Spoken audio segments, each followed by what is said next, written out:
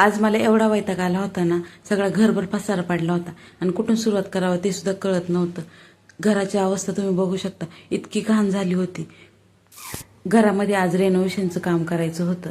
घराचे ओनरच करून देणार होते काम, पण त्यांनी काल अचानक सांगितले की उद्या ते लोक कामासाठी येणार आहेत. सकाळी 8 वाजता ती लोक आले होते. तोपर्यंत आम्ही चहा नाश्ता करून घेतला होता आणि सगळं सामान असं झाकून ठेवलं होतं. तरी सुद्धा एवढी धूळ उडाली होती ना, सगळं कसं साफ करावं तेच कळत नव्हतं. आता मला इथे येऊन फक्त 10-15 दिवसच झाले होते आणि तेव्हाच मी सगळं घर व्यवस्थित क्लीन केलं होतं. तुम्ही बघितलं असेल मागच्या ब्लॉगमध्ये, माझी दीदी पण आली होती, तिनेच मला सगळं घर क्लीन करून दिलं होतं. आणि आता पुन्हा एवढा पसारा बघून अक्षरशः डोक्यालाच हात लावला होता. आणि त्यात मिस्टरांना सुट्टी नव्हती, मग हे आवरायचं कसं? त्यात अनुला बरं वाटत नव्हतं, ती पण सारखी रडत होती. तरी पण शेजारी तिला ठेवलं होतं आणि साफ करायला घेतलं. सगळं व्यवस्थित भांडे बिंडे घासून घेतले, फरची 3 ते 4 वेळेस. त्यानंतर गॅलरी सुद्धा साफ करून घेतली, अगदी पाण्याने धुवून काढली. तेव्हा कुठं स्वच्छ वाटायला लागलं. म्हणजे सगळीकडे सिमेंटचे पाई आणि सगळी घाण येत होते आतमध्ये.